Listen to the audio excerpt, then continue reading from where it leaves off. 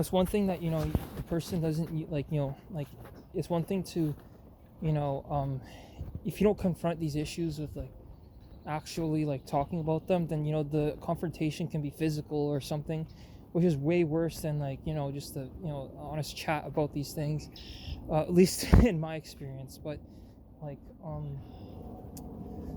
I get it, like confrontation here is relatively serious. Some of these issues have been going on for a very long time.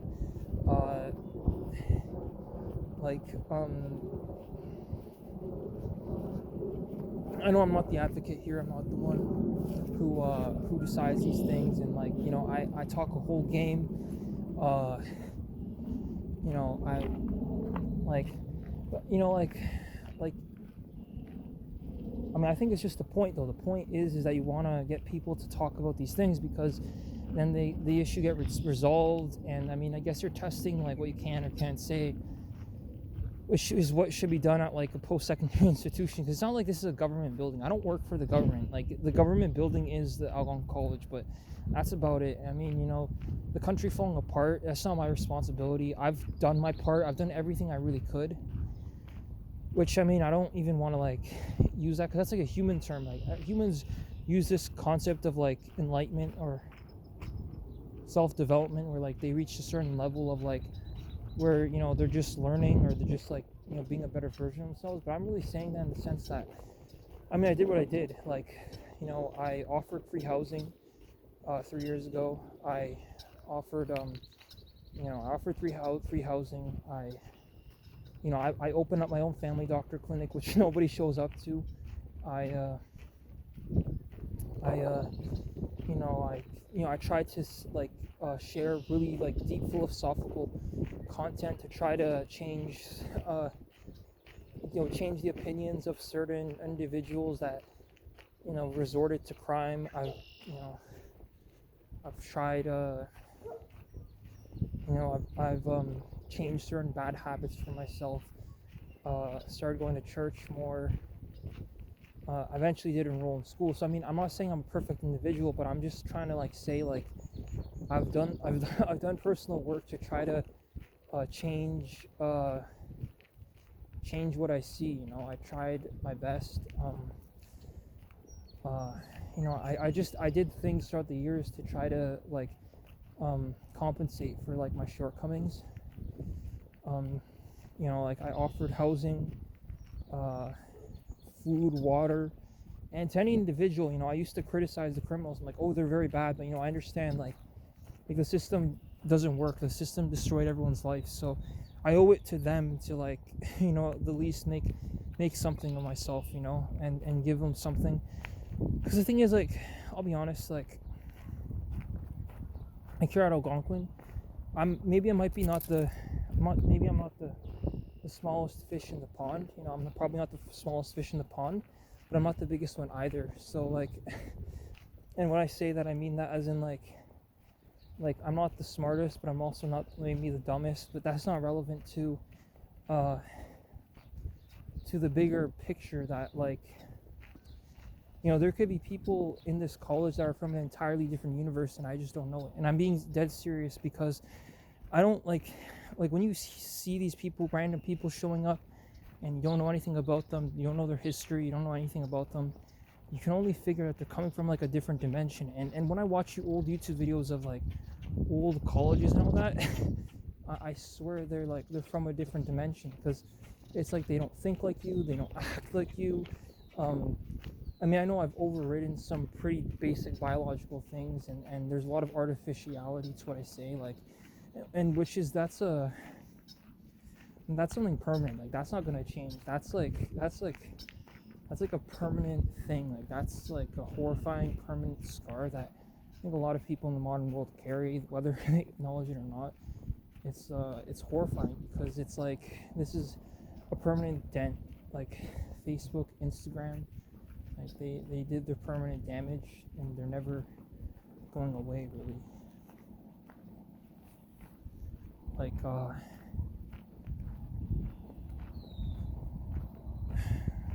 don't even know what to say, because like I said, I'm I'm not the biggest fish in the pond, but I'm not the smallest one either, so like I came here, right? But I could be competing with people from a different dimension. And I think what I'm trying to say really is, like in BioShock Infinite, when like there was a future version of humanity that wipes out the previous version, like I think that's the whole message I'm trying to get at, because that's what it seems like to some extent. Like we talk about like aliens and beings coming out of the sky and portals and all that. It's disturbing, but it also makes you think like about like whether or not these entities or these beings are whether or not it was a Hadron Collider. Everyone's saying time's moving differently, but like I've personally made personal choices for myself to be like, you know what, I don't want to go forward with the timeline. I think the 2025, 2024, 23 timeline, I think it's too screwed up to continue going this path, or whatever path it is.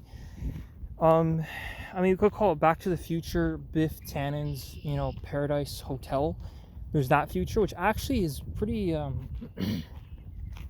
it's pretty eerie, because they built a hotel just like that near my dad's place. And again, like, I'm worried that these movies or TV shows or even video games like Half-Life, for some reason, give passive consent for these entities or beings to enter our reality, and we don't even know what the implications are.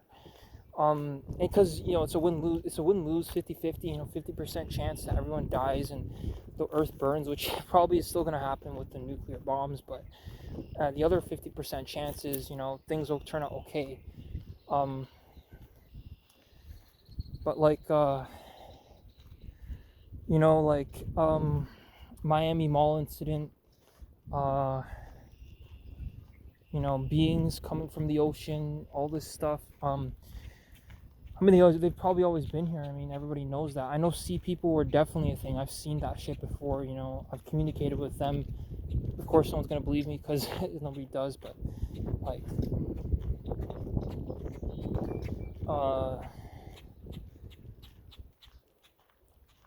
I'm just trying to really say like, I still rest by my point that a future version of humanity or some alien species easily can wipe us out because of how much squalor and infighting we have. Something I worry about is that the undead, or dead people, come back to life, because I'm not a very tough jailer. I'm not like I don't even it's just I'm so mentally drained and overwhelmed that I don't even know where to start. I worry, every disease in the book I know, every cause of death, every way that's happened I know about, from slippery falls to some other thing.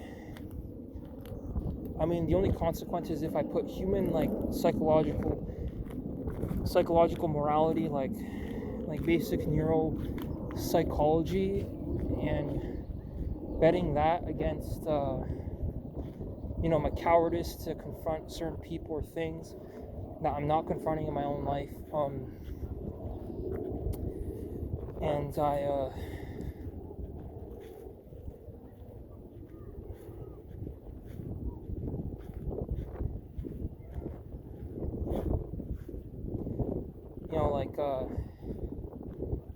because even a guy with a crack pipe could determine the destiny or the fate of a child, because the child's not tough enough. And again, in Canada, I'm talking about honest experience. Like I was going home, when I was going home, I had no one. I was I had no idea what was going on. I was pretty clueless like I am today. Second, cross over.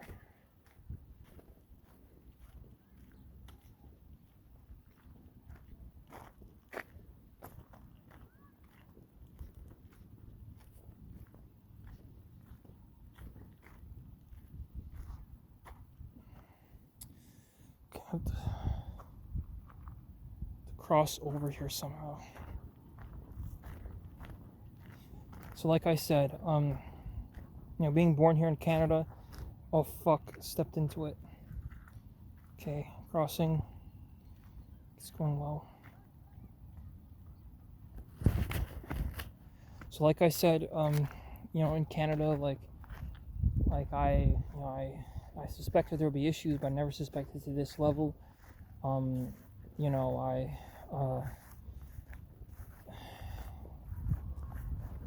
I'm not even sure either, because it all feels weird. It really does feel weird because, like, I like,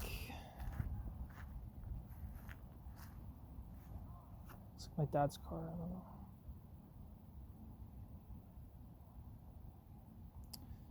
No, but like, I like, alien beings, using all this as an excuse as to like not confronting an individual, you know, bringing these beings and putting people on a goose chase and all this other shit. Uh, and this is my life. This isn't somebody else's life, and perhaps this version of reality is the one I'm stuck in. And I honestly would say that because when there's a shit ton of people and there's a shit ton of problems, I don't know. I guess it's like the universe kind of groups people like into what, like, categorically, like what type of issue, and even like what timeline you're in, how far in the future you are. And because, again, time, people think it's like the clock, but it really is just the physical occurrences and the movement of the sun. So time is just this thing, and no, trust me, I'm embarrassed of myself as well. But like, if I don't say anything, then nobody else will, and it's worth it to try, because like, because it's worth it to try, because you might as well, because like, I've lost so much time, money, and energy that I might as well, save other people from that. But like, really, like, um like, I'm not a good jailer. I'm not like a guy who, I'm just so overwhelmed I can't keep it under control. I can't keep everyone under control. I'm sure there's like, and this is where it comes to competency. Like, there's